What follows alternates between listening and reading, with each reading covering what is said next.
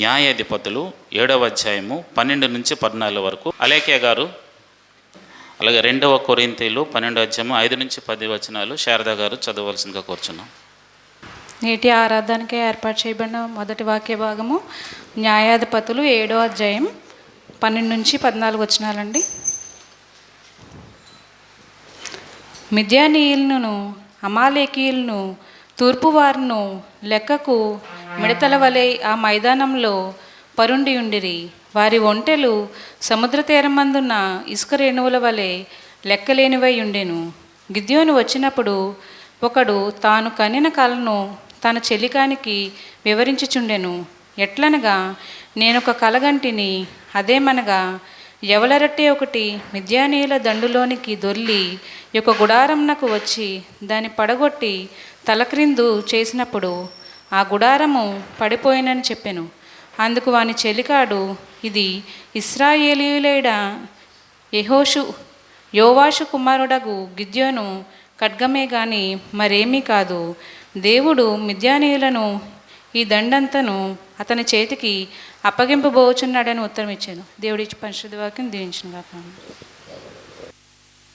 దేవుని నామనికి స్తుతులు స్తోత్రములు. దైవజనులకి కూడి వచ్చిన వందనాలు తెలియజేసుకుంటూ రెండవ ఆరాధనగా ఏర్పాటు చేయబడిన వాక్య భాగం కొరింథీయులు 2వ కొరింథీయులు 12వ అధ్యాయము 5 నుంచి 10 వచనాలు చదువుకుందాము. అట్టివాని గూర్చి అతిశయింతుము, నా విషయమైతేనో నా బలహీనత ఎందే గానక వేరు విధముగా అతిశయింపను. అతిశయపడుటకు ఇచ్చయించినను నేను సత్యమే పలుకుదును గనుక అవివేకిని కాకపోదును గాని నా యందు ఎవడేనూ చూచిన దానికన్నను నా వలన వినిన దానికన్నను నన్ను ఎక్కువగా ఘనముగా ఎంచునేమో అని అతిశయించుట మానుకొనిచున్నాను. నాకు కలిగిన ప్రత్యక్షతలు బహు విశేషముగా ఉన్నందున నేను అత్యధికముగా హెచ్చిపోకుండు నిమిత్తము నాకు శరీరంలో ఒక ముళ్ళు, నేను అత్యధికముగా హెచ్చిపోకుండు నిమిత్తము నన్ను నలుగుగొట్టుటకు సాతాను యొక్క దూతగా ఉంచబడిను. అది నా యొద్ద నుండి తొలగిపోవాలని దాని విషయమై ముమ్మారు ప్రభువును వేడుకుంటుని. అందుకు నా కృప నీకు చాలును, బలహీనత యందు నా శక్తి పరిపూర్ణమగుచున్నది ఆయన నాతో చెప్పెను. కాగా క్రీస్తు శక్తి నా మీద నిలిచియుండి నిమిత్తము విశేషముగా నా బలహీనతల యందే బహు సంతోషముగా అతిశయపడుదును. నేనెప్పుడు బలహీనుడునో అప్పుడే బలవంతుడును గనక క్రీస్తు నిమిత్తము నాకు కలిగిన బలహీనతలలోను, నిందలలోను, ఇబ్బందుల్లోను, హింసలలోను, ఉపద్రవంలోను నేను సంతోషించుచున్నాను. చదవబడిన వాక్యం దేవుడు దీవించబడిన. ఆంధ్ర క్రైస్తవ కీర్తన నుంచి 129 129 శ్రీరక్షకుండు పుట్టగా అనే కీర్తనను పాడుకుందాము.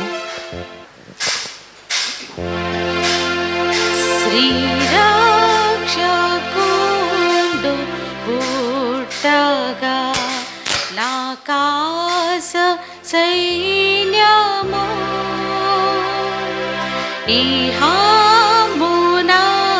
కీర్తించుచు ఈ పాట పాడేను.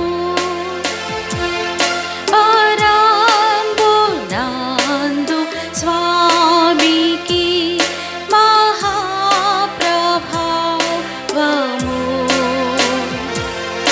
ఈహాంబునందు శాంతిని వ్యాపింపనీయుడు.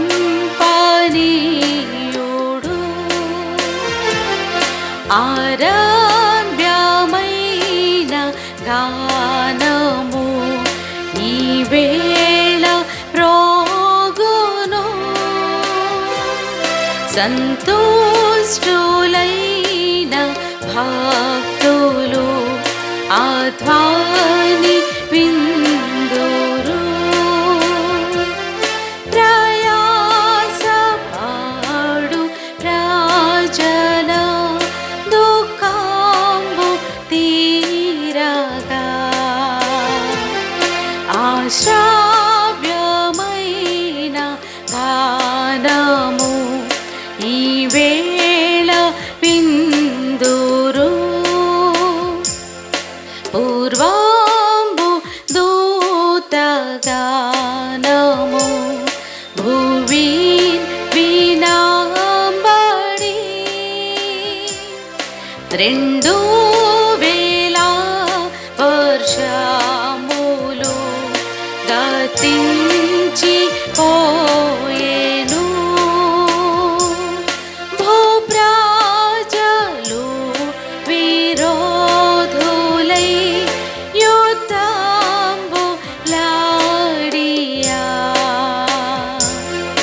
మనోజ్ఞమైన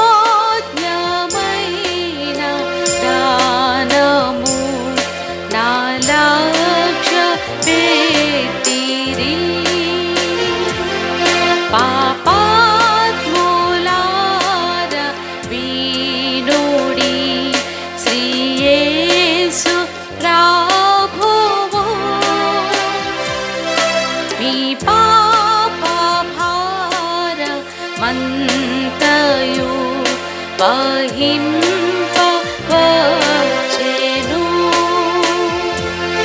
తాపత్రయంబు నాంతయున్ దాని వహించును. సంపూర్ణ శాంతి సంపదలను గ్రహించును. సద్భక్తులు స్తుతించిన ఈ సత్య యుగము ఈ వేళనే నిజంబుగా సమీపమాయెను.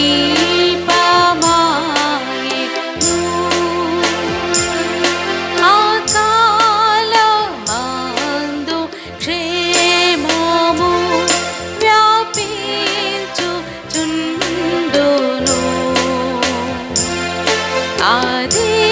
దివ్యగాన మందరు పాడుచు నేపుడు.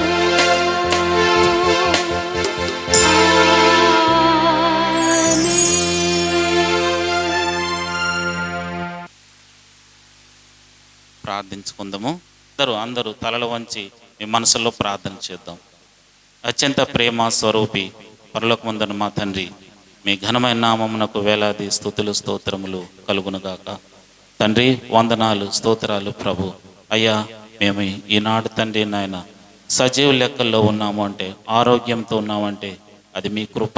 మా పూర్వీకులు తండ్రి, మా తల్లిదండ్రులైన వారు తండ్రి నాయన, మా బిడ్డలైన వారు తండ్రి, మా బంధువులైన వారు ఎంతోమంది తండ్రి నాయన ఈ సంవత్సర కాలంలో తండ్రి నాయన భయంకరమైన వ్యాధులతో తండ్రి నాయన హాస్పిటల్లో ఉండి ఎన్నో శ్రమలు అనుభవించారు.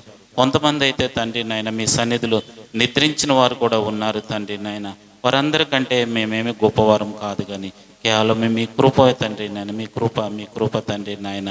మమ్మల్ని అయితే తండ్రి నాయన దేవా మీ బిడ్డలుగా తండ్రి నాయన మమ్మల్ని కాచి కాపాడారు. వందనాలు స్తోత్రాలు తండ్రి. సంఘమును బలపరుస్తూ ఉన్నారు తండ్రి. ప్రతి కుటుంబాన్ని తండ్రి నాయన మీరు దర్శిస్తూ ఉన్నారు తండ్రి నాయన. మీ ఆత్మ కార్యాలు జరిగిస్తూ ఉన్నారు తండ్రి. కొద్ది విన్నపాలు నజరేడైన యేసుక్రీస్తు పుణ్యనామమున అతి వినయముగా బ్రతిమాలు వేడుకుంటున్నాం మా తండ్రి. ఆమేన్. ఇప్పుడు ఒక ప్రత్యేక కీర్తన పాస్టమ్ గారు ముందుకు వచ్చి పడవలసిందిగా కోరుచున్నాం. తదుపరి దైవజనులు శాంసనయ్య గారు వాక్య సందేశము ఉంటుంది.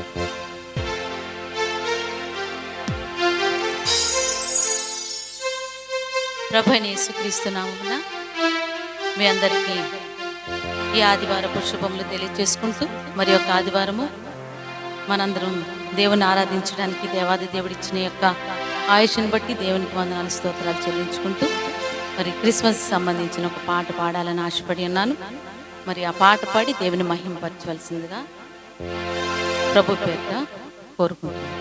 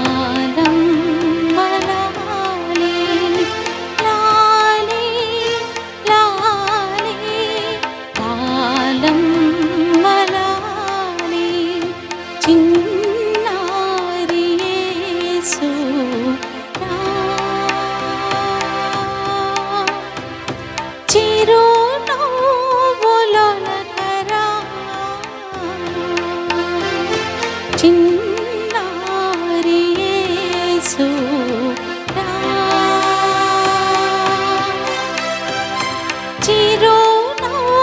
చిరునవ్వులొలకరా, కన్నీటి కనుమ ధరించరా, కన్నా నన్ను కరుణించరా, కన్నీ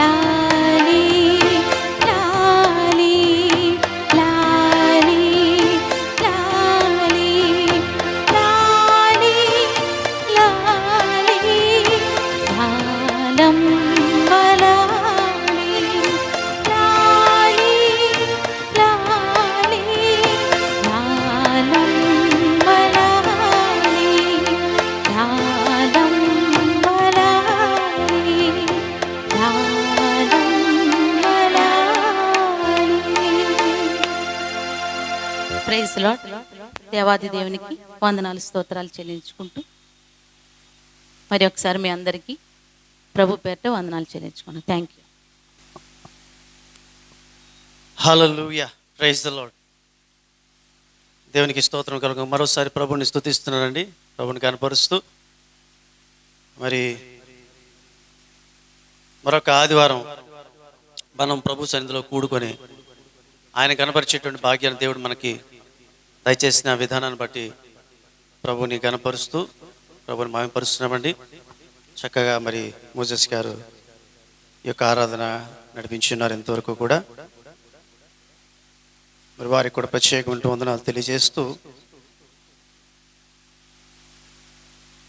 ఈ సమయంలో కొద్దిసేపు దేవుని యొక్క వాక్యాన్ని మనము ధ్యానము చేద్దాము. దయచేసి తలలు వంచి కళ్ళు మూసుకునవలసిందిగా ప్రభు పేరిట మీకు మనం చేస్తుంటున్నాను. దయతో తలలు వంచి కళ్ళు మూసుకుని ప్రార్థన చేసుకుందాం. సర్వశక్తియు మిక్కిలి ప్రేమ కనికరములు కలిగిన మా తండ్రి, మా యేసు రక్షక, నీ పాదములకు వందనాలు నాయన. మరొక్కసారి నీ పాదాలు చెంతకొచ్చాం. సహోదరుని ద్వారా ఇంత చక్కగా ఈ ఆరాధన నడిపించావు, నీకు వందనాలు. మరి కీలకమైనటువంటి ఘట్టానికి మేము వచ్చి ఉన్నాం నాయన. దయతో మా యొక్క ప్రార్థన ఆలకించండి. నీ దాసుడనైనటువంటి నన్ను బలపరచండి. వాక్యం వినుచున్నటువంటి నీ బిడ్డలను నీవు బలపరచండి. నీ ఆత్మతో నీ శక్తి నింపండి నాయన. ఈ ప్రాంగణమును నీ పరిశుద్ధాత్మతో నింపండి నాయన. ఈ ప్రాంగణము ప్రభువా నీ పరిశుద్ధ దేవదూతలతో నిండబడి ఉండుటకు నువ్వు సహాయం చేయండి. ఈ ప్రాంగణములో ఏ చీకటి శక్తులు పనిచేయకుండా సహాయం చేయండి నాయన. నీవు నీ వాణి మాకు వినిపించమని వేడుకుంటున్నాం. వినగలిగే చెవులు, గ్రహించే మనస్సు ప్రతి బిడకును దయచేయమని నజరేయుడగు యేసు పరిశుద్ధ నామములో అతి మిక్కిలి వినయంతో ఈ ప్రార్థన అడిగి వేడుకుంటున్నాం తండ్రి, ఆమేన్. దేవుని బిడ్డలారా, మరి ఈ సమయంలో న్యాయాధిపతులు గ్రంథము 7వ అధ్యాయంలో ఉన్నటువంటి కొన్ని సంఘటనలను అనుసరించి దేవుని యొక్క వర్తమానము మీతో పంచుకోవాలని నేను ఆశపడుతున్నాను. సమయంలో దయచేసి బైబిల్ గ్రంథం ఉన్నటువంటి వాళ్ళందరూ కూడా దయచేసి తెరచి ఉంచుకోవలసిందిగా ప్రభు పేరిట మీకు మనం చేస్తున్న న్యాయాధిపతుల గ్రంథము 7వ అధ్యాయంలో కొన్ని విషయాలు మనం చదువుకోవడం జరిగింది. ఒక వ్యక్తికి విశ్వాసము తర్వాత దైవికమైనటువంటి నడిపింపు ఉంటే వచ్చేటువంటి విజయాలను గురించి ఈ రోజున మీతో మాట్లాడాలని నేను ఆశపడుతున్నాను. దేవాది దేవుడు ఎంత గొప్ప దేవుడు అంటే ఆయన విధి విధానాలు, ఆయన యొక్క శైలి అత్యద్భుతంగా ఉంటుంది. ఎవరు ఊహించినటువంటి అనితర సాధ్యమైనటువంటి కార్యాలు చేయుటలో లేదా చేయించుటలో ఆయన మహా దిట్ట. మట్టిలో సైతం ఆయన మాణిక్యాలు ఏరుతాడు అని చెప్పడానికి గిద్యోన్ను దేవుడు ఎన్నుకున్నటువంటి విధానమే. గానుగు చాటున గోధుమలను దొల్లగొట్టుచున్నటువంటి గిద్యోనును దేవుడు న్యాయాధిపతిగా ఉండుటకు పిలవడం అనేటువంటిది చాలా గొప్ప విషయం.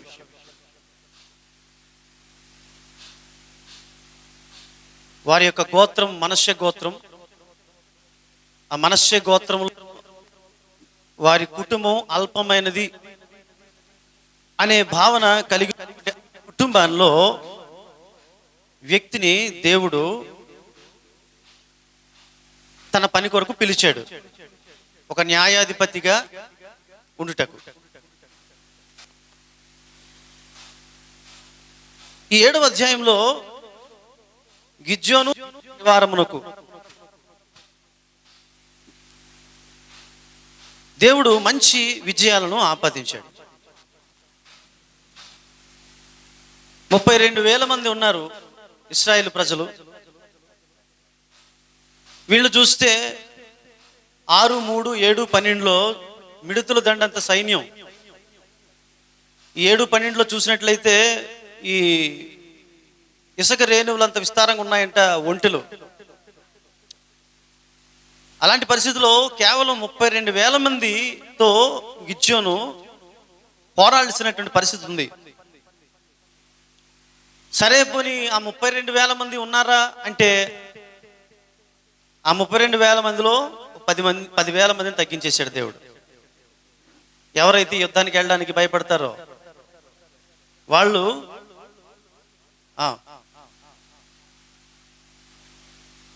యుద్ధానికి భయపడేటువంటి వాళ్ళు వెనక్కి వెళ్ళిపోవాలనేటువంటి ఆలోచన దేవుడు తెలియజేశాడు. ఆ తర్వాత ఆ సంఖ్యలకు కూడా 22,000 నుంచి 10,000 300 మందికి చేరుకుంది ఆ సంఖ్య మనం చూసినప్పుడు.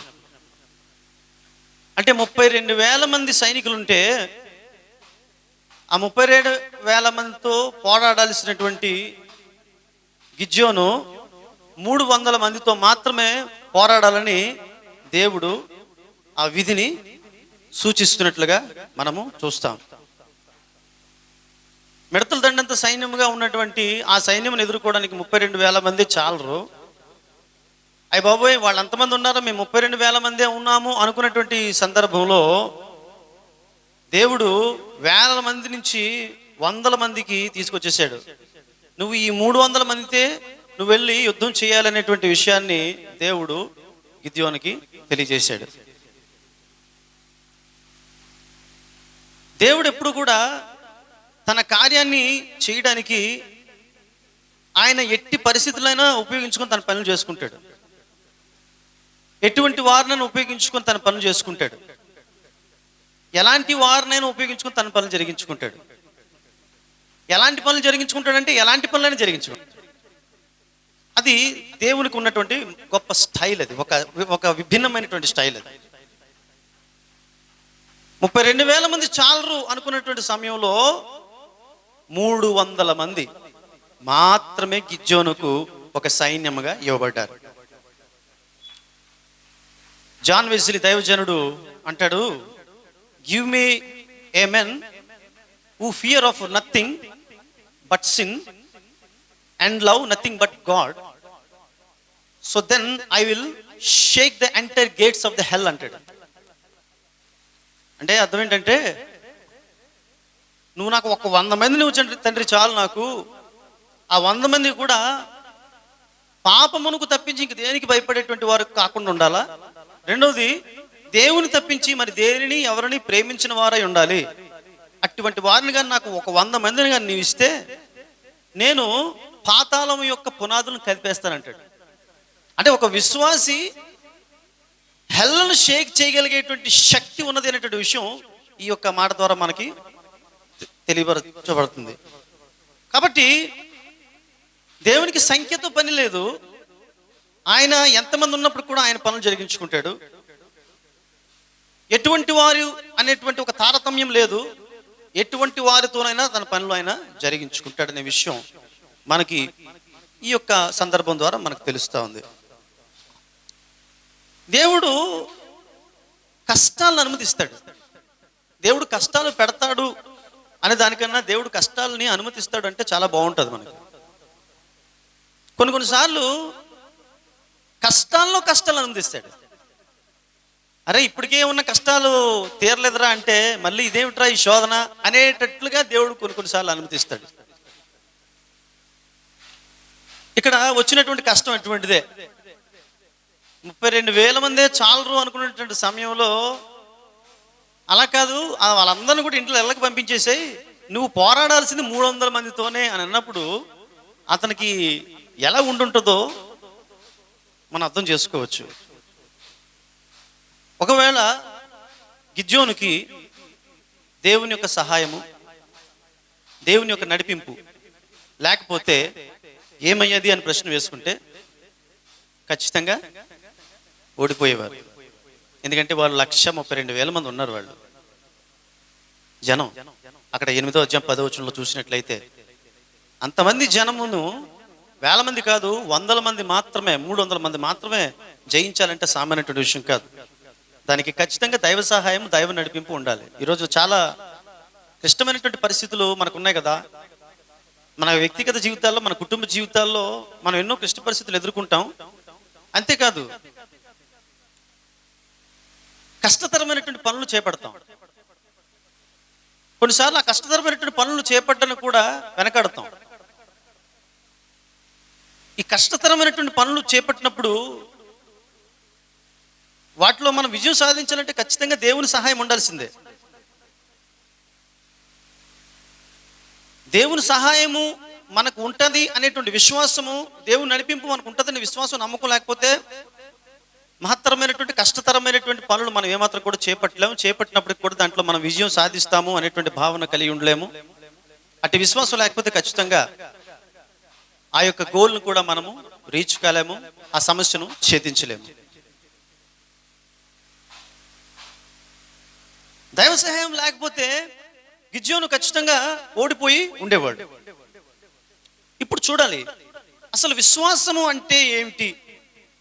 ఈ విషయంలో ఇప్పటికీ కూడా సగటు క్రైస్తవునికి ఇప్పుడు కూడా సందేహమే.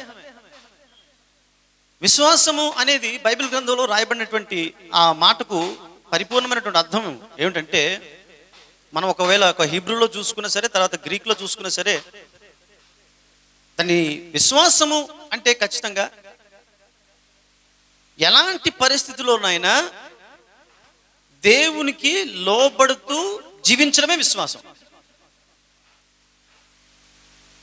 That is the real correct faith, the real faith. దీనివల్ల వచ్చేటువంటి ప్రయోజనం ఏంటి? ఆ రీతిగా మన విశ్వాసం చూపించడం వల్ల మనకు వచ్చేటువంటి ప్రయోజనం ఏంటంటే, దేవుని మీద పరిపూర్ణంగా ఆధారపడ్డాన్ని అలవర్చుకుంటాం. సగం లోకం మీద, సగం దేవుడి మీద కాదు, పరిపూర్ణంగా దేవుని మీద ఆధారపడ్డాన్ని మనం అలవర్చుకుంటాం. అంటే మనము దేవుని మీద ఎంత ఆధారపడ్డామో కొన్నిసార్లు మన యొక్క మన యాటిట్యూడ్ కొన్నిసార్లు తెలియజేస్తుంది. ఏమమ్మా ఏమైనా సమస్య, అనారోగ్యం తగ్గిందంటే తగ్గిందండి, పలానా ట్యాబ్లెట్ వేసుకున్న తర్వాత తగ్గిందండి. అంటే మన ఐడియాలజీ దేని మీద ఉన్నది, మన యొక్క వ్యూ దేని మీద ఉంది, మన ఎయిమ్ దేని మీద ఉంది. ఈ పలానా సమస్య లేదా పలానా రోగం తగ్గిందంటే తగ్గిందండి, పలానా డాక్టర్ దగ్గరికి వెళ్ళానండి తగ్గిందండి. అఫ్ కోర్స్ డాక్టర్స్ పనిచేస్తారు, మందులు పనిచేస్తాయి, అందులో డౌట్ లేదు. ఏమ్మా కోర్టు సమస్య తీరిందా? నేను పలానా లాయర్ని కలిశానండి, చాలా లీడింగ్ లాయర్ అండి ఆయన, కాబట్టి తగ్గిందండి. అంటే క్రైస్తవుడు విశ్వాసి అంటే పరిపూర్ణంగా దేవుని మీద ఆధారపడేవాడు. దేవుని మీద పరిపూర్ణంగా ఆధారపడేటువంటి వాడు మొట్టమొదట తన నోట్లో నుంచి వచ్చినటువంటి దేవుని దయ వల్ల తగ్గింది.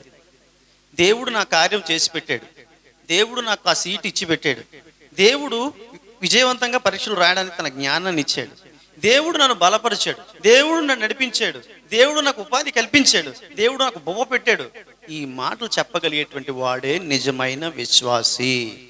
అటువంటి విశ్వాసంలోనికి మనం పరిపూర్ణంగా రావడం కోసం ఇబ్బందులు పెడతాడు, ఇబ్బందులు అనుమతిస్తాడు, లేదా ఇబ్బందుల మీద ఇబ్బందులు పెడుతూ ఇబ్బందుల మీద ఇబ్బందులను అనుమతిస్తూ దేవుడు మనల్ని పరిపూర్ణమైనటువంటి విశ్వాసులుగా మార్చాలని ఆశపడతాడు. దేవునికి స్తోత్రములు కలుగునుగాక. ఇన్స్టెంట్గా దేవుని యొక్క కృపను పొందుకోవడానికి, లేదా ఇన్స్టెంట్గా దేవుని మీద పరిపూర్ణంగా ఆధారపడడానికి. లాస్ట్ టైం మీకు ఒకసారి చెప్పాను, మా తాతయ్య గారు చెప్పేటువంటి ఒక స్టోరీ. అంటే మా తాతయ్య గారు ఆ స్టోరీ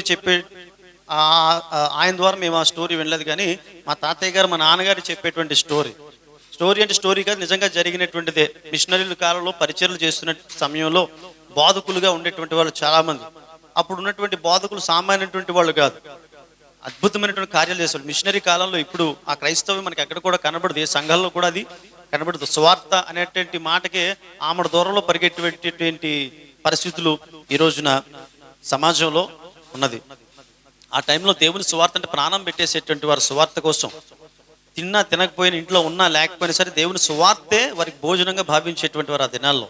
మా తాతగారు చెప్పేటువంటి వారట, ఆయన తెలిసినటువంటి ఒక బోధకుడు, ఆయన ఒక రోజు సువార్త చెప్పుకోవడానికి వెళ్తున్నాడంట. వెళ్తుంటే సడన్గా దారిలోకి ఒక సింహం వచ్చిందట. సింహం ఎదురైంది. సడన్గా సింహము ఎదురైతే ఇంకా ఏమి చేయాలో పాల్పోలేదు అతనికి. ఇంకా ఏం చేసినా దానివల్ల వచ్చేటువంటి ప్రయోజనం ఏదని చెప్పేసి ఆయన కళ్ళు మూసేసుకున్నాడంట. అప్పట్లో ఈ హరికథలు బుర్రకథలు చెప్పేటువంటి వారు, ఈ హరికథ బుర్రకథలు చెప్పేటువంటి వారి యొక్క ప్రభావం ఉండేది క్రైస్తవ బిడ్డలకు కూడా. ఈ యోసేపు, మరియమ్మ, యేసుక్రీస్తు ప్రభువారు, సంసోను, దావీదు, ఇటువంటి వారి యొక్క కథలు బుర్రకథల రూపంలో, హరికథల రూపంలో ఆహా సంసోను వచ్చాడు తందాన తాన ఇలాగా ఇటువంటి హరికథలు బుర్రకథల ద్వారా వారు దేవుని యొక్క మాటలను వివరించేటువంటి వారు. అలాంటి పరిస్థితుల్లోనే సింహము ఎదురైనప్పుడు అతనికి అలవాటుగా ఉన్నటువంటి ప్రకారము అతను కళ్ళు మూసేసుకున్నాడు. చుట్టూ తిరుగుతున్నాడంట. చుట్టూ తిరుగుతున్నాడంట.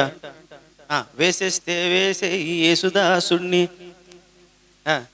యాక్చువల్గా 5వ బిడ్డలు హరిదాసులు అంటారు కదా, దానికి ప్రత్యామ్నాయంగా యేసుదాసు. వేసేస్తే వేసే ఈ యేసుదాసుణ్ణి, వేసేస్తే వేసే ఈ యేసుదాసు. చుట్టూ ఒక భయం వేస్తుంది. అయినప్పుడు కూడా దేవుని తలంచుకుంటే ఇంకేం చేయలేని పరిస్థితి. తలుచుకునేసరికి కొంతసేపు అయ్యేసరికి కళ్ళు తెరిచి చూసేసరికి సింహం వెళ్ళిపోయిందంట. సో దేవుడు ఇన్స్టెంట్గా ఆ సమస్య, అంత భయంకర సమస్య, అంత సువార్త చేస్తున్నప్పుడు అంత భయంకర సమస్య ఎందుకు వచ్చిందని ఆలోచన చేస్తే దేవుని యందలి విశ్వాసం ఇంకనూ బలపరచుటకు, ఆ విశ్వాసం ఇంకనూ పరిపూర్ణం చేయుటకు దేవుడు కొన్నిసార్లు సింహం వంటి అటువంటి సమస్యలను దేవుడు మన జీవితంలో అనుమతిస్తాడు. సరే, దేవుని మీద ఆధారపడ్డాం, రైట్. ఈ విశ్వాసం ఏం చేస్తుందంటే మనము దేవుని మీద పరిపూర్ణంగా ఆధారపడడం నేర్పిస్తుంది కదా. సరే, ఆధారపడే వారికి ఉండేటువంటి ఈ ప్రథమమైనటువంటి లక్షణం ఒకటి ఉంటుందండి. ఏమిటో తెలుసండి? ఎప్పుడు కూడా దేవుని మీద ఆధారపడేటువంటి వారు నిజంగా ఆధారపడుతున్నారా లేదని చెప్పడానికి ఒక సూచన ఉంటుంది. ఏమిటో తెలుసా? ఎప్పుడు కూడా ఐ యామ్ వీక్ అనేటువంటి ఆలోచన వారు కలిగి ఉంటారు. అంటే నేను అశక్తుడను, అంటే అశక్తుడును అంటే ఇన్ ద సెన్స్ నేను చేయలేను, కానీ నా దేవుడు మాత్రమే చేయగలడు అనేటువంటి భావన కలిగి ఉండడం అనమాట. అందుకనే కొరింథీయులకు రాసిన పత్రిక 2వ పత్రిక 12వ అధ్యాయము 10వ వచనంలో పౌలు భక్తుడు అంటాడు, నేను ఎప్పుడు బలహీనుడనో నేను అప్పుడే బలవంతుడను.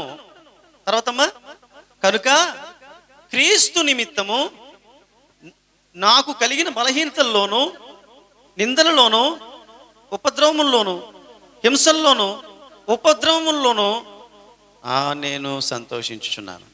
చూసారా ప్రియమైన, నేను ఎప్పుడు బలహీనున్నో అంటే నేను బలవంతుణ్ణి అని అనుకుంటే నేనేం కావాలంటే ఇప్పుడు నేను బలహీనుణ్ణి అనేటువంటి భావనలోకి నేను బలహీనుణ్ణి అనే భావనలోకి వచ్చినప్పుడే నాకు ఒక సహాయం అవసరం అవుతుంది, రైట్.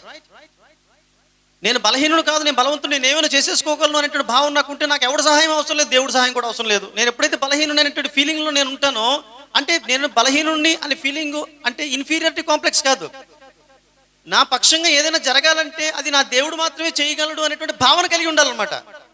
అది అట్టి బలహీనతను కలిగి ఉండడు అనమాట. నేను ఎప్పుడైతే బలహీనున్నో అప్పుడే నేను బలవంతుణ్ణు. ఎందుకంటే క్రీస్తు నిమిత్తం నేను బలవంతుణ్ణు. నేను క్రీస్తు నిమిత్తం బలవంతుణ్ణు కాబట్టి నాకు వచ్చేటువంటి ఉపద్రవంలోను, నిందల్లోనూ, అవమానాల్లోనూ, కష్టాల్లోనూ, శోధనలోనూ, సమస్యలోనూ, వీటన్నిటిలోనూ నేను క్రీస్తునందు సంతోషించుచున్నాను అంటాడు. ఈరోజు మన క్రైస్తవ విశ్వాసులకు క్రీస్తునందు సంతోషించడం అనేటువంటిది రావట్లేదు చాలా మందికి. క్రీస్తు ప్రభువునందు సంతోషించడం అంటే ఎలాంటి పరిస్థితుల్లోనైనప్పుడు కూడా మన విశ్వాసం ఎప్పుడైతే బలపడుతుందో, మన సమస్యలు ఎంత జటిలంగా ఉన్నప్పుడు కూడా ఆ సమస్యల్లో దేవుని బట్టి మనం ఆనందించగలుగుతాం. శోధనలో, శ్రమల్లో దేవుని బట్టి ఆనందించగలగాలంటే ఒకటే మార్గం, మనము విశ్వాసంలో బలవంతులం కావాలి. విశ్వాసంలో బలవంతులం కావాలంటే నేను బలహీనుడును అనేటువంటి అవగాహన కలిగి ఉండాలి. నేను బలహీనుడును, నాకు ఒక బలము తోడవ్వాలి. ఆ బలం ఎవరవ్వాలి? నా దేవాది దేవుడు అవ్వాలి. ఆ దేవుడు నాకు తోడుగా ఉంటేనే నాకు బలం చేకూరుతుంది. ఆయన చేశాడు కాబట్టే నాకు ఈ పని జరిగిందని చెప్పుకోగలుగుతాను ఇప్పుడు. సో దేవుడికి ఒక మంచి క్వాలిటీ, ఒక గుణం ఉంది. ఏమిటంటే తన బిడ్డలు ఎప్పుడు కూడా తనను బట్టి తప్పిస్తే మరి దేని ఎందు కూడా అతిశయించడానికి ఆయన ఇష్టపడ్డాడు, ఒప్పుకోడు ఆయన. అది ఆయనకున్న క్యారెక్టర్ అది. తన బిడ్డలు తన ఎందే అతిశయించాలి.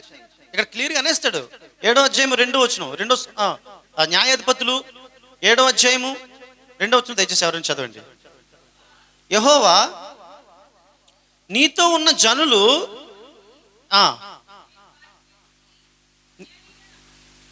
నేను వారి చేతికి మిద్యానీయులను అప్పగింప తగదు. ఇశ్రాయేలీయులు నా బాహుబలము నాకు రక్షణ కలుగు చేస్తున్ననుకొని నా మీద చూసారా అతిశయపడుదురేమో. ఎందుకంట 32,000 మంది నుంచి 300కి ఎందుకు తగ్గించాడంట? ఒకవేళ మేము ఎంతమంది ఉన్నాం, మేము యోధులము, సాధకులము, మేము చేయగలము అనేటువంటి ఒక ఆలోచనతో ఒకవేళ ఏకంగా నా మీదే వాళ్ళు అతిశయిస్తారేమో అని చెప్పి నేను వాడిని ఫిల్టర్ చేయబోతున్నాను నాయన అని చెప్పేసి ఫిల్టర్ చేసి పడేశాడు. 32,000 మంది ఉండాల్సినటువంటి వారు 300 మంది 1,32,000 మందితో యుద్ధం చేయాలి. ఇది సాధ్యమవుతుంది. ఎందుకంటే అతిశయం విషయంలో ఎక్కడ దేవుడు కాంప్రమైజు కాడు. దేవుని బిడ్డలారా, ఈ రోజున దేనిని బట్టి మనం అతిశయపడుతున్నాం? కొంతమంది వారికి ఉన్నటువంటి పేరెంట్స్ని బట్టి అతిశయపడతారు. నో, మనం అతిశయపడాల్సిన ప్రభువునందే. కొంతమంది తమ పిల్లల్ని బట్టి అతిశయపడతారు. నో, మన పిల్లల్ని బట్టి మనము అతిశయపడడానికి వీలేదు. కొంతమంది తమకున్న రక్త సంబంధాలను బట్టి అతిశయపడతారు. నో, అతిశయపడడానికి వీలేదు. ఒప్పుకోడు. దేవుడు క్లియర్గా చెప్పేస్తాడు. ఆయన ఒకవేళ అతిశయపడుదురేమో అంటే ఒకవేళ ఆ ఫీలింగ్ కానీ దేవుడికి వచ్చింది అనుకోండి, ఇంకా సమస్యలు ఎక్కువ అవుతూ ఉంటాయి అన్నమాట. ఎందుకంటే ఆ అతిశయం ఎందుకు ఎక్కువైంది అంటే నా మీద విశ్వాసం తగ్గిపోయింది కాబట్టి వారి మీద నీకు అతిశయం పెరిగిపోయింది. ఇప్పుడు కావాల్సింది ఏమిటి? నా మీద విశ్వాసం పెరగాల, వాళ్ళ మీద అతిశయం తగ్గాల. అంటే ఏం చేయాలి? 32,000 నుంచి 300 మందికి తగ్గించేయాలి. ఇక్కడ చేసిన పని అదే. గిద్యోని యొక్క విశ్వాసాన్ని బలపరిచేటువంటి ప్రక్రియ దేవాది దేవుడు తలపెట్టాడు. దేవునికి స్తోత్రములు కలుగును గాక. విశ్వాసం ఇది ఒక విధమైనటువంటి విశ్వాస పరీక్ష. ఇది ఖచ్చితంగా విశ్వాస పరీక్ష. అయ్యి బాబాయ్ తండ్రి నీకో నమస్కారం, 32,000 మంది అయితేనే నాకు కష్టం అని అనుకున్నాను. అలాగే 22,000 మంది అక్కడి నుంచి అలాగా నీవు 300 మంది తగ్గించేసావు. వాళ్ళు చూస్తే మిడతల దండులో ఉన్నారు, వాళ్ళు చూస్తే భయంకరమైనటువంటి బలవంతులు వాళ్ళు. అటువంటి వారితో నేను ఈ 300 మందితో నేను ఫైట్ చేయడం నా వల్ల కాదు అనిపించేటువంటి పరిస్థితి అది. అంటే అది భయంకరమైన విశ్వాస పరీక్ష. ఈ విషయంలో దేవుని యొక్క ఉద్దేశం ఏమిటి అంటే గిద్యోని యొక్క విశ్వాసమును బలపరుచుటకే. అందుకనే ఈరోజు ఈ ప్రసంగానికి నేను ఇచ్చినటువంటి టైటిల్ ఏమిటంటే నిన్ను భయపెట్టే పరిస్థితులు నిన్ను బలపరచుటకే. మరొకసారి, నిన్ను భయపెట్టే పరిస్థితులు నిన్ను బలపరచుటకే.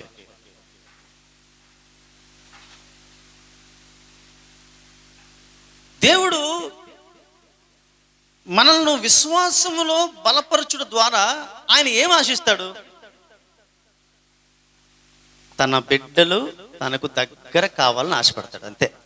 లేదా నా బిడ్డలకు నేను దగ్గరగా వెళ్ళాలి, అంతకు మించి ఇంకేమీ ఉండదు. అంటే విశ్వాసంలో ఆయన బలపరిచేటువంటి క్రమంలో మనకు శోధన కలుగు చేస్తున్నాడంటే అర్థం ఏంటంటే ఆ శోధన కాలంలో దేవుడు మనకు అత్యంత సమీపముగా ఉన్నాడు అని అర్థం. ఎప్పుడు తనతో ఉండేటువంటి భావన కలిగి ఉంటే ఆ భక్తుడు ఒకరోజు అతను చాలా సిక్ అయిపోయినటువంటి పరిస్థితిలో అతను దేవుడితో అంటున్నాడు, ప్రభువా నేను అన్నీ బాగున్నటువంటి కాలంలో నువ్వు నాతో ఉన్నావు కదా తండ్రి ప్రభువా, ఇప్పుడు ఈ సిక్ అయిపోయిన సమయంలో నువ్వు నన్ను విడిచిపెట్టి నువ్వు ఎందుకు వెళ్ళిపోయావు ప్రభువా అని అడుగుతాడు.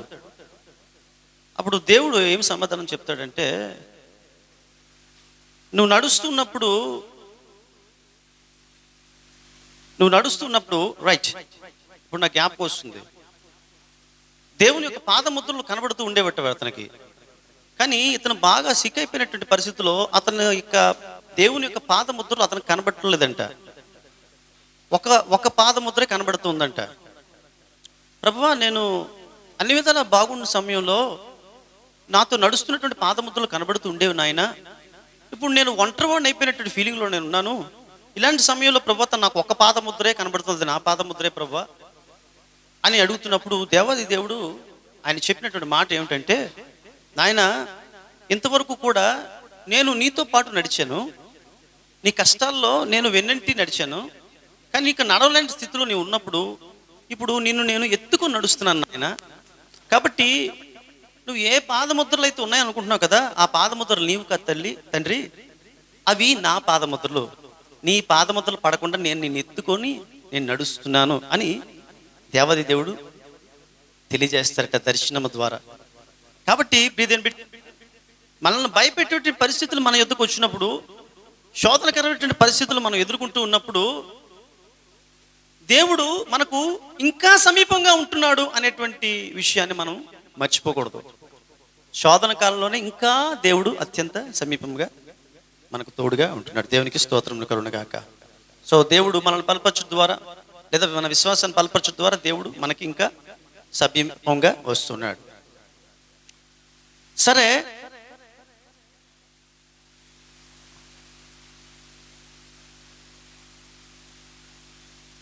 ఇప్పుడు దేవుని యొక్క ఉద్దేశాన్ని మనం చాలా జాగ్రత్తగా గమనిస్తే, ఈ విశ్వాసమును గురించి దేవుడు పరీక్ష పెడుతూ ఉన్నప్పుడు దేవునికి ఉద్దేశం తన బిడ్డలు తనకు అత్యంత సమీపంగా రావాలని. రైట్? సమస్య జటిలమైనప్పుడు మనము దేవుని యొద్దకు ఇంకా అధికంగా మనము ముందుకు వెళ్ళడానికి అది దోహదపడుతుంది. రైట్? గిద్యోను 32,000 మంది సైన్యం ఉన్నప్పుడు దేవునికి ఎంత సమీపంగా వెళ్ళి ఉండొచ్చు? రైట్? 32,000 మంది నుంచి 300 మందికి తగ్గిపోయినప్పుడు మరి ఇంకెంత సమీపంగా వెళ్ళి, అంటే సైన్యం తగ్గుతున్న కొలది కూడా గిద్యోను మీద భారం పెరిగిపోతుంది. గిద్యోను మీద భారము పెరుగుతున్న కొలది కూడా ఇప్పుడు గిద్యోను చేయవలసింది ఏంటి అంటే, దానికి ఇంకొక ఆల్టర్నేట్ లేదు. ఆయనకు ఒకే ఆల్టర్నేట్ అంటే దేవుని యొక్క పాదాలే. అంటే దేవుడు సైన్యమును తగ్గించుట ద్వారా గిద్యోనును తనకు సమీపంగా తీసుకొచ్చుకున్నాడు.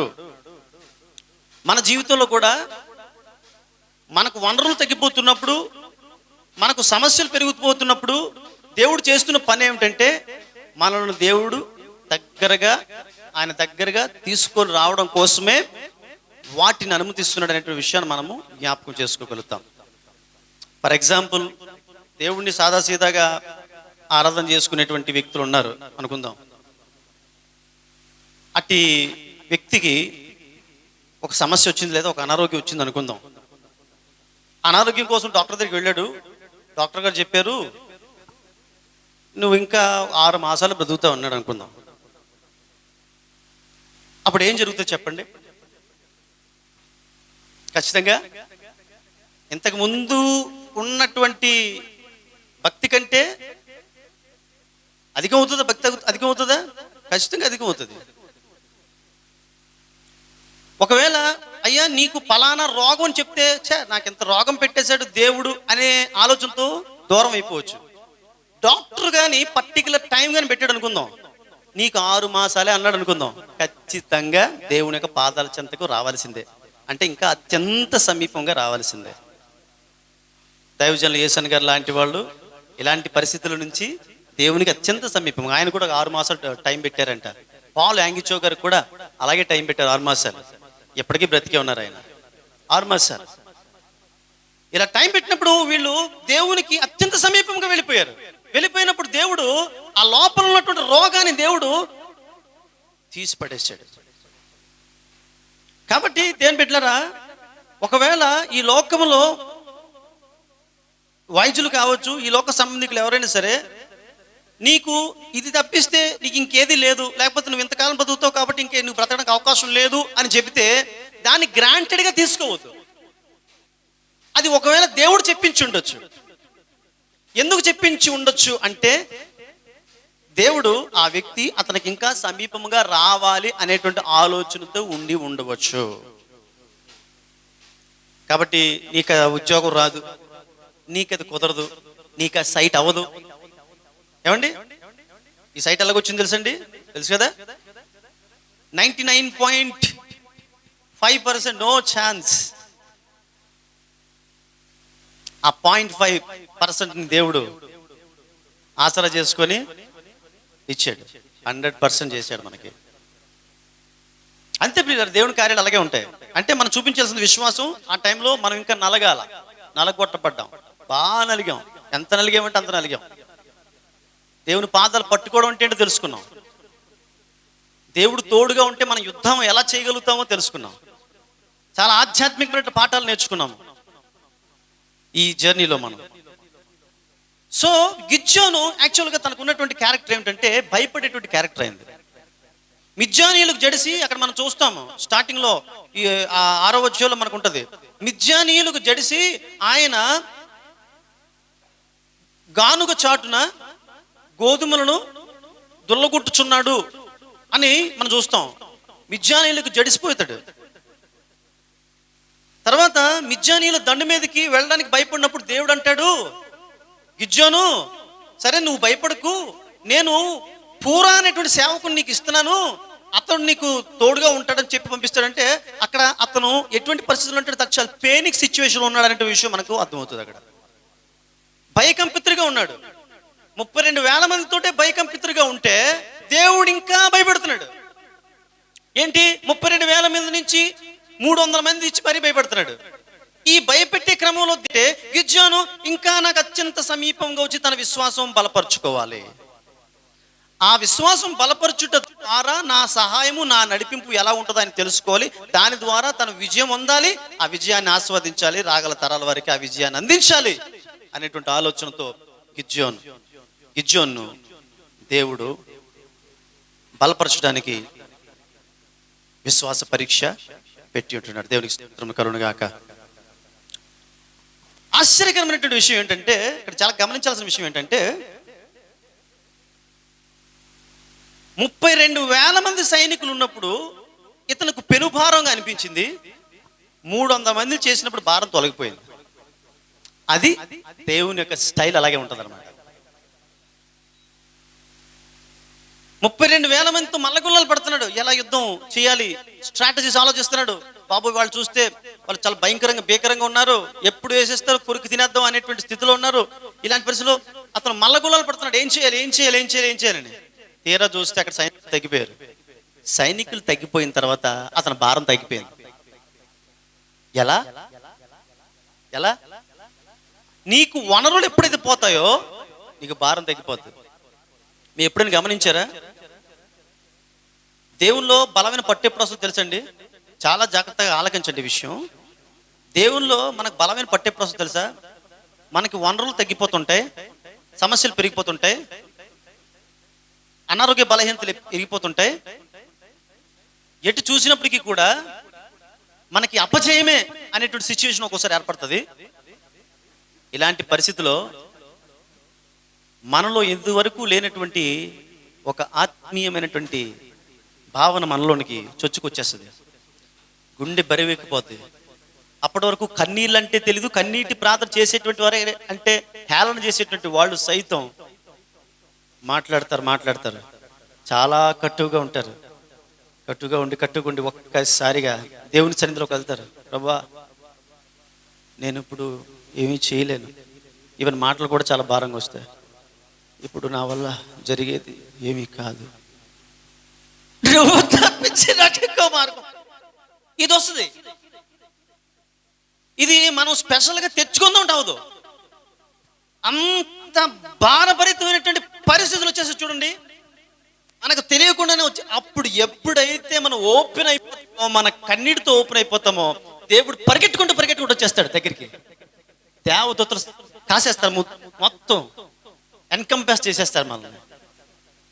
అప్పుడు ఉంటుందండి ఆత్మీయ భావన, ఒక విధమైన తెగింపు, బలము, ఎక్కడ లేని బలం వచ్చి నాకేంట్రా, ఏమైతే నాకేంట్రా, ఏదైతే అవనే ఇంతవరకు ఏదైనా అయిపోతుందేమో అనే ఫీలింగ్తో ప్రతిదానికి భయపడుతూ ఉంటాం. ఆరాధన చేస్తుంటాం, భయపడుతూ. ఇప్పుడు ఏం జరుగుతుంది తెలుసా? తెగింపు, రాని వస్తే రాని ఏమవుతుంది అని ఫీలింగ్ వస్తుంది. దేవుడు అది తెప్పించాలని కోరుకుంటాడు. గిద్యోను విషయంలో జరిగింది అదే. భయపడితేటువంటి స్వభావం కలిగినటువంటి వాడు గిద్యోను. ఫస్ట్ గిద్యోనులో పోగొట్టాల్సింది ఏంటంటే భయము.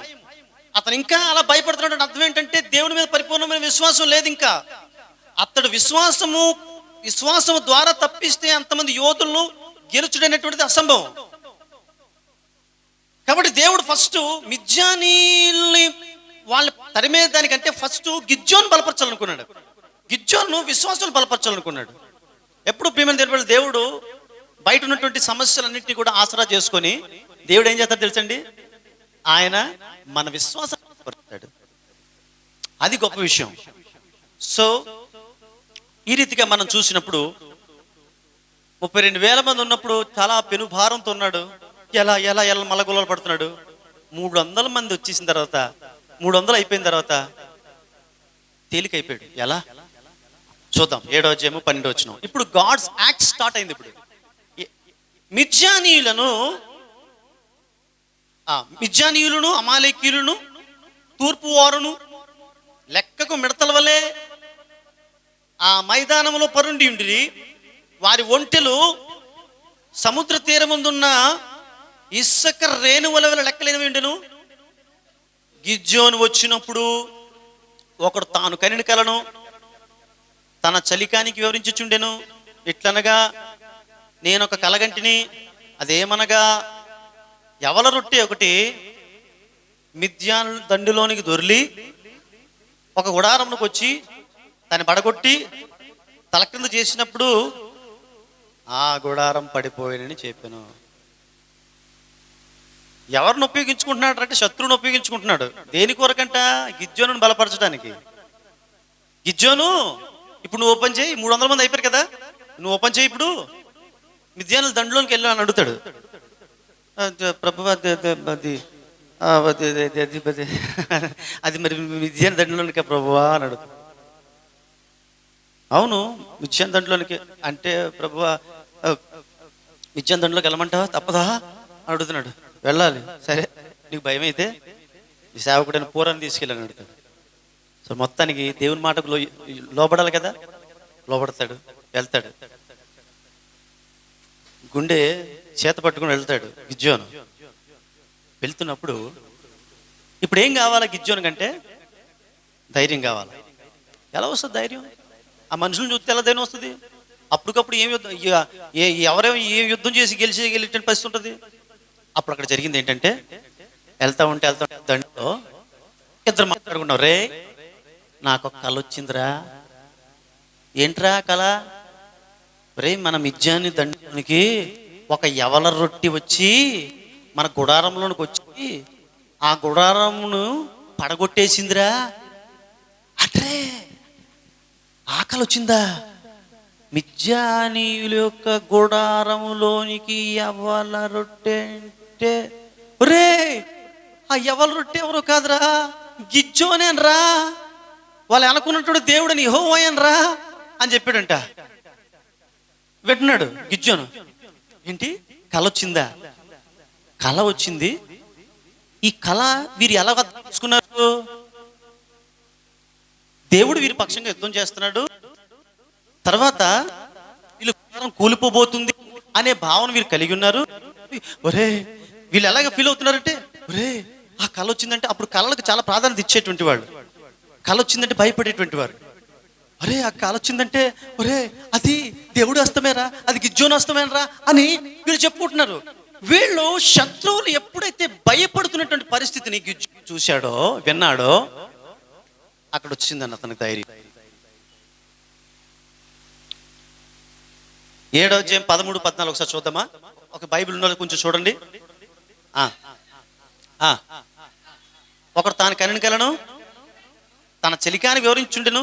ఎట్లనగా, నేను కలగంటిని, అదేమనగా యవల రొట్టె ఒకటి మిద్యానుల దుండలను దొర్లి ఒక గుడారంలోకి వచ్చి దాన్ని పడగొట్టి తల కింద చేసినప్పుడు చెప్పాను. ఆ చెలికాడు ఏమంటున్నాడంటే, ఒరే అది ఇశ్రాయేలు యోవాషు కుమారుడుగు, ఒరే గిద్యోను కట్టమే కానీ మరేమీ కాదు, దేవుడు మిద్యానీయులను చూసారా మిద్యానీయులను అతని దండతను అప్పగించబోచున్నాడు. అంటే దేవుడు ఒక సమస్యను అనుమతించాడు. ఆ సమస్య ఈ గిద్యోను భరిస్తున్నాడు. ఇప్పుడు నేనేమి చేయాలి అనేటువంటి పరిస్థితి ఉంది. ఇక్కడ ఏమి చేయలేడు. ఇప్పుడు గిద్యోను తను ఏమి చేయలేనటువంటి పరిస్థితి. ఆ పరిస్థితిలో దేవుని యొక్క యాక్ట్స్ మనం చూస్తున్నాం. ఇక్కడ ఎలాగా దేవుడు కదులుతున్నాడంటే శత్రువు ద్వారానే గిద్యోనుకు ధైర్యాన్ని కలుగు చేస్తున్నాడు. అంటే శత్రువుకు ఒక కళ వచ్చేటట్టు చేశాడు.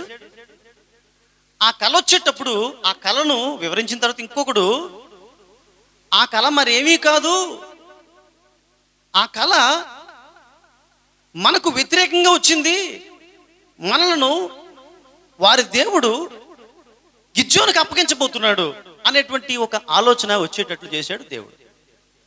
అంటే దేవుని యొక్క యాక్ట్స్, దేవుని యొక్క పనితీరు అంతా ఒక ప్రత్యేక రీతిలో ఉంటుంది. అప్పుడు ఎప్పుడైతే ఈ మాటలు ఆలకించాడో గిద్యోను, అతనికి ఏం వచ్చిందంటే 15వ వచనంలో మనం చూసినట్లయితే ఆ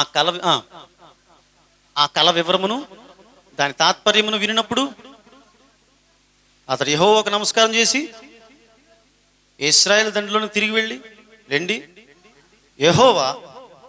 యెహోవా మిద్యానీయుల దండును ఆయనకు ఒక కన్ఫర్మేషన్ వచ్చింది అనమాట. గిద్యోనుకు ఒక కన్ఫర్మేషన్ వచ్చింది.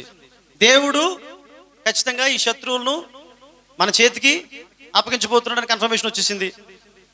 అది ఆ దండు వారందరికీ కూడా గిద్యోను ప్రకటిస్తున్నట్లుగా మనము చూస్తాం. ప్రియ దేవుని బిడ్డలారా, దేవుని సేవించేటువంటి మనము, దేవుని ఆరాధించేటువంటి మనము, పరిస్థితులు ఎంత జటిలంగా ఉన్నప్పుడు కూడా ఆ పరిస్థితులకు మనం భయపడాల్సిన అవసరం ఉండదు. ఎలాంటి జటిలమైనటువంటి పరిస్థితుల్లోనైనా సరే దేవుని యొక్క ఉద్దేశం ఏంటంటే ఆయనకు సమీపంగా చేసుకున్న తర్వాత ఉన్నటువంటి విశ్వాసం ఇంకా బలపరచాలనేటువంటి ఆలోచన దేవునికి ఉంది. అయితే కఠినమైనటువంటి పరిస్థితులు వచ్చినప్పుడు దీని నుంచి నేను ఎలా బయటపడగలుగుతాను, ఖచ్చితంగా నాకైతే ఒక అవకాశం లేదు, నాకైతే ఒక అవగాహన లేదు అనే ఆలోచనతో మనం ఉంటాం.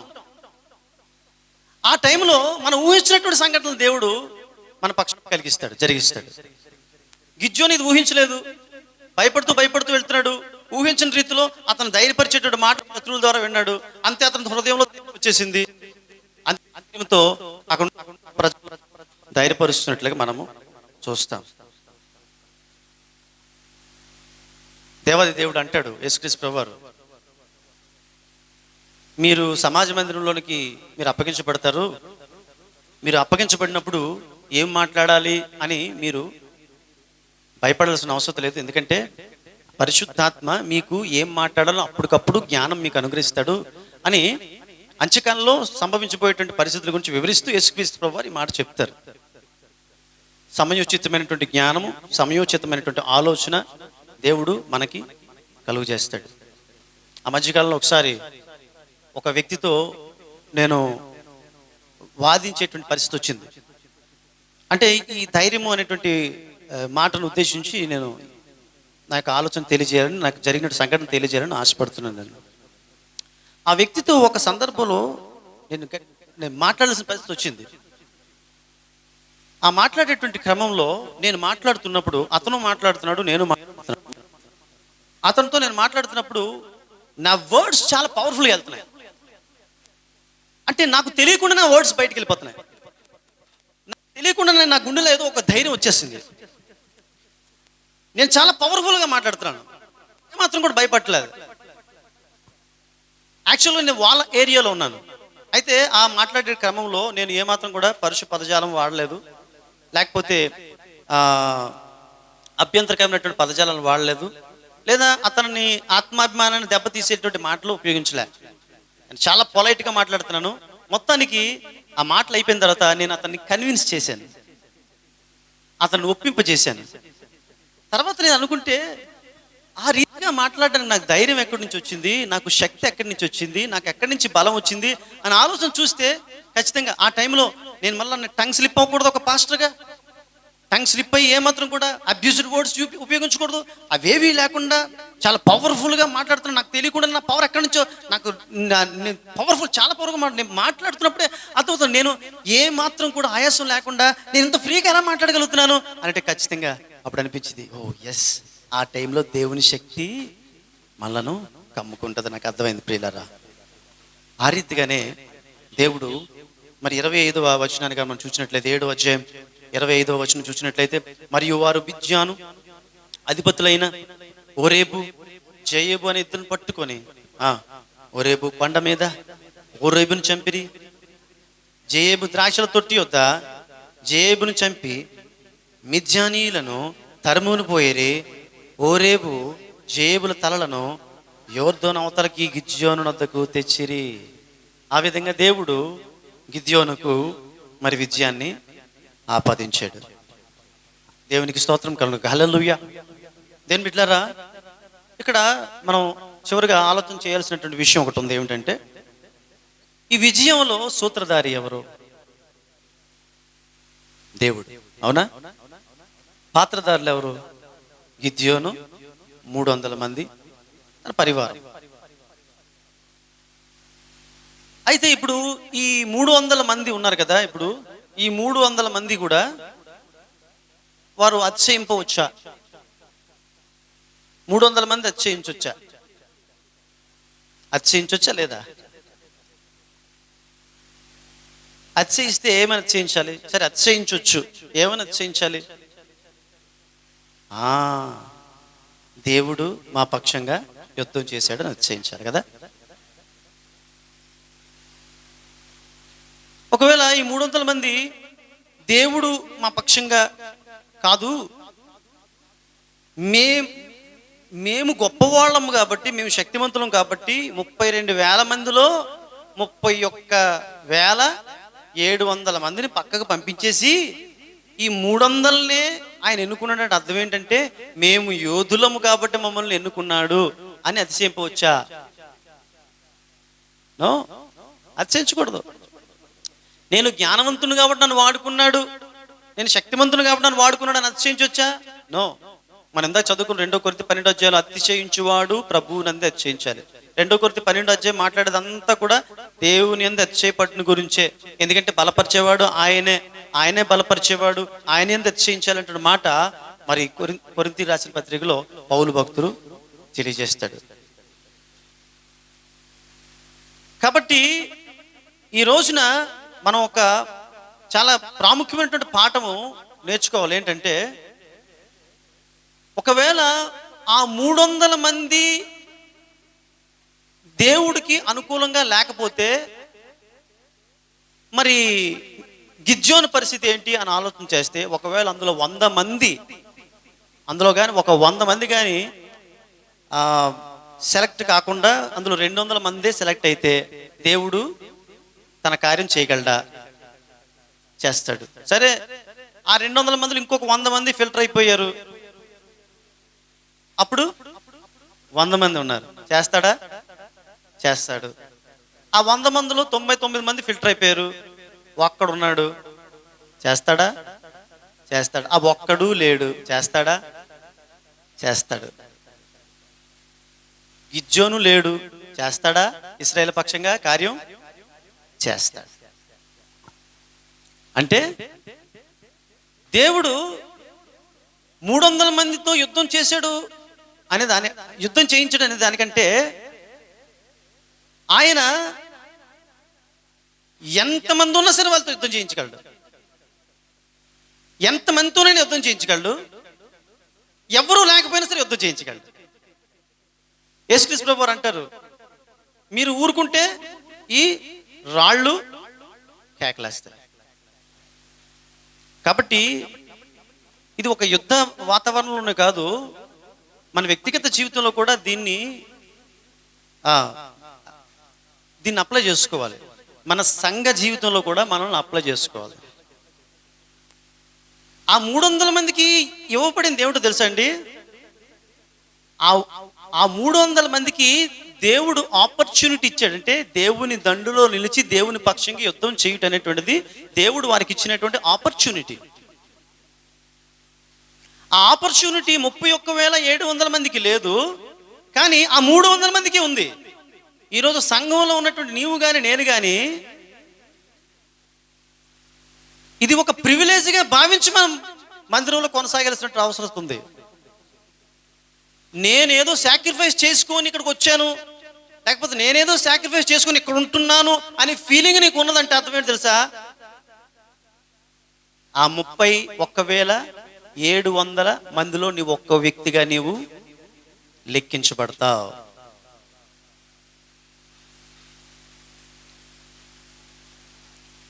ఈ కొద్ది మందిలో నేను ఉండుట నాకు భాగ్యము, నా దేవుడు నన్ను ఎక్కడ ఉండనిచ్చాడు అనే భావనతో కానీ నీవు ఉన్నట్లయితే నువ్వు దేవుని చేత హెచ్చించబడతావు. ఈ రోజున మందిరంలోకి వచ్చేటువంటి వారు మీ ఆలోచనలు ఎలా ఉన్నాయి ఒకసారి ఆలోచన చేసుకోండి. ఇక్కడికి వచ్చే ప్రతి వారు కూడా ఆలోచన చేసుకుందాం. నేను ఇక్కడ ఉన్నాను కాబట్టి ఇక్కడ నడుస్తుందని నేను అనుకోకూడదు, మీరు ఇక్కడ ఉన్నారు కాబట్టి మీరు ఇక్కడ నడుస్తుందని అలాగే అతిశయించకూడదనేసి దేవుడు ఏం చేశాడంటే 1000 మందిని తగ్గించుకుంటూ వచ్చేసాడు. అతిశయించేవాడు ప్రభునంతా అతిశయించాలి. నీవు నేను ప్రభునంతా అతిశయించాలి. నీవు లేకపోతే పని ఆగదు, ఇక్కడ అవి జరిగిపోతుంది. నేను లేకపోతే పని ఆగదు, జరిగిపోతుంది.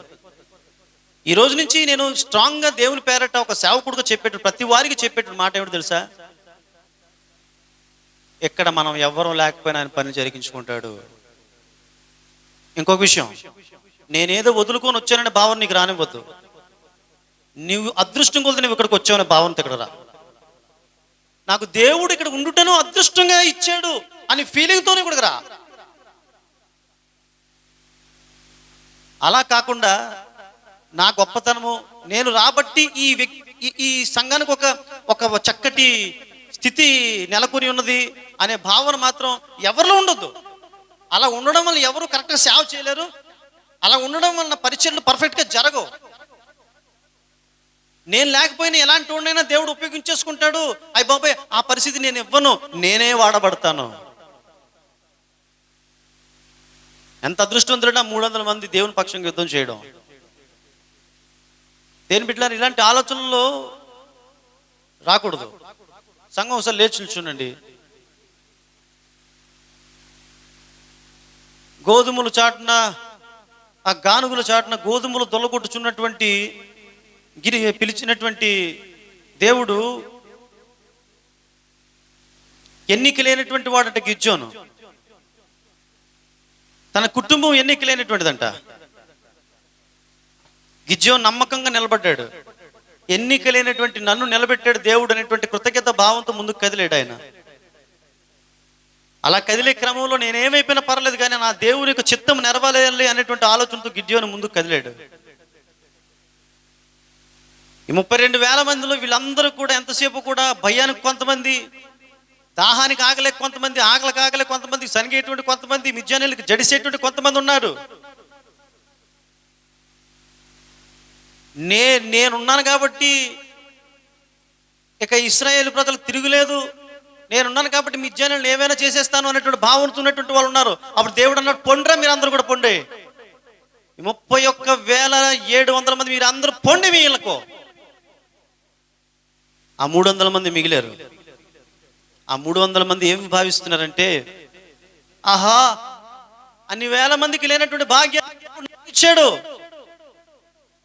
నేను దేవుని పక్షంగా యుద్ధం చేయడం నాకు ఎంత ఘనత, దేవా నన్ను ఈ ఆపరేషన్లో నన్ను ఉంచు తండ్రి, దయచేసి నాయన వారితో పాటు సమానంగా లెక్కించక ఈ దండులో ఉండుటకు నాకు అవకాశం కల్పించు తండ్రి అని 300 మంది ప్రార్థన చేసేటువంటి ప్రార్థన యోధులుగా, ప్రార్థన వీరులుగా ఉన్నారు వీరు. దేవుని బిడ్డ, ఈ రోజు నుంచి నువ్వు నీ సన్నిధిని దేవుని నీ యొక్క వ్యక్తిగత జీవితంలో కావచ్చు, నీ కుటుంబ జీవితంలో కావచ్చు, నువ్వు ప్రార్థన చేయాల్సిన విషయం ఏమిటో తెలుసా? ప్రభువా, United Baptist Calvary prayer house లో నేను ఉండుట నాకు నువ్వు ఇచ్చిన భాగ్యము తండ్రి, నాయన అక్కడ ఉండనివ్వు ప్రభువా అని ప్రార్థన చేద్దాం. నీవు నేను అక్కడ పరిచర్య చేయడం నాకు గొప్ప తండ్రి, నాకు గొప్ప ఆధిక్యత ప్రభువా, ఆధిక్యత నువ్వు ఇచ్చావు తండ్రి. ఇది నా ఘనత ప్రభువా. నా తోటి వారికి, నా స్నేహితులకు, నా యొక్క రక్త సంబంధికులు లేనటువంటి ఘనత నాకు ఇచ్చావు అనే భావన దయచేసి కలిగి ఉండండి. ఎన్నడూ కూడా నా వలన ఇది జరిగింది, నా వలన ఇంత గొప్ప జరిగింది, నేను ఉండబట్టే, నేను ఒకవేళ లేకపోతే, నేను కానీ వెళ్ళిపోతే అనే భావన నీలో వచ్చిందా? జాగ్రత్త, పట్టబడతావు దేవుని చేత, నెట్టివేయబడతావు. ఆ యొక్క 31,700 మంది వలె 300 మందిలో ఒక్కడిగా నువ్వు ఉండాలనుకుంటున్నావా? లేకపోతే 31,700 మందిలో ఒక్క వ్యక్తిగా నువ్వు ఉండాలనుకుంటున్నావా? Do you want to be there in the presence of God, or to excommunicate out of the presence of God? That decision is yours and mine, that has been set in front of us. Let us take a right and bright decision. ఎవ్వరు అతిశయపడద్దు. ఇక్కడికి ఎవ్వరు కూడా ఏ sacrifice చేసి రాలేదు ప్రియులారా.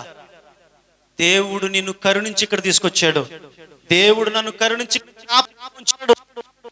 ఈ కృతజ్ఞత భావంతో ముందు సెకండరీ ఆప్షన్ లేదు, సెకండరీ క్వశ్చన్ లేదు. సింగిల్ క్వశ్చన్ అండ్ సింగిల్ ఆన్సర్తో ముందుకు వెళ్దాం. ఇంకొకటి, ఒకవేళ నేను రాకపోతే నా ప్లేస్లోకి ఇంకొకటి వస్తాడేమో,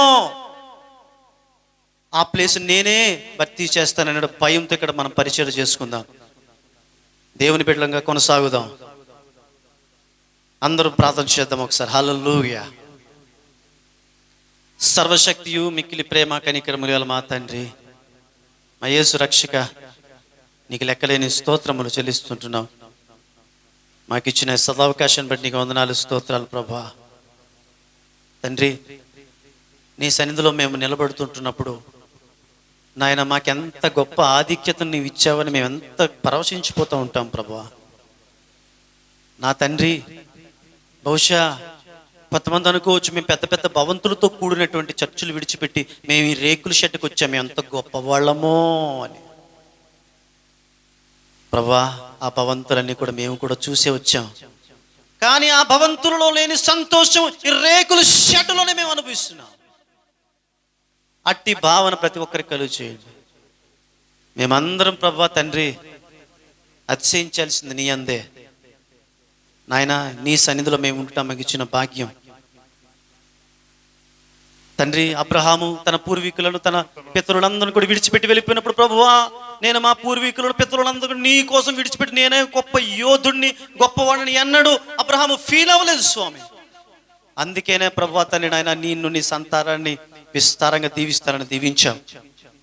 ఈ రోజున తండ్రి దీవెనలు కాక్షించేటటువంటి బిడ్డలు ఇక్కడ ఎవరు కూడా తండ్రి నాయన అటువంటి మనస్తత్వం, నేను అనేటువంటి మనస్తత్వం రాకుండా, నేను లేకపోతే అనేటువంటి ఆలోచన రాకుండా తండ్రి, నీవు నాకు ఇచ్చిన భిక్ష, నాకు ఇచ్చిన ఆధిక్యతని ప్రతి ఒక్కరం భావించే స్థితి ఇక్కడ కలుగు చేయమని బ్రతిమలాడుతూ వేడుకొనొచ్చు. జరుపుకుంటావు తండ్రి, జరుపుకుంటావు. ఇక్కడ ఒక్కరున్నా జరుపుకుంటావు నీ కార్యాలు. ఎందుకంటే మందిరాన్ని ఏర్పాటు చేసుకున్నావు. మందిరంలో ఎంత మందినైనా వాడుకుంటావు, ఎంత సంఖ్యతో నీకు పని లేదు. పరిశుద్ధాత్మ సహవాసం ద్వారా నువ్వు ఏమైనా చేసుకుంటావు, ఎంతమందితో నేను చేసుకుంటావు, అందులో డౌట్ లేదు నాయన. ఇంకనైనా ఒకవేళ అట్టి విశ్వాసం నిర్ధారణ కాకపోతే ఇక్కడి నుంచి పరిశుద్ధాత్మ ద్వారా అట్టి బిడ్డలకు నువ్వు ఆ నిర్ధారణ కలుగు చేసి ప్రతి వారిని విశ్వాసములు లోబడ్డని నేర్పించని అలవర్చు మనం వేడుకుంటూ సమస్త ఘనత మహిమ ప్రభావాలు పొందుకుని నజరేయుడైన యేసు నామములో ప్రార్థన పెడుతున్నాం తండ్రి, amen. Praise the lord. Hallelujah. దేవుడు మిమ్మల్ని దీవించును గాక. ఆమేన్.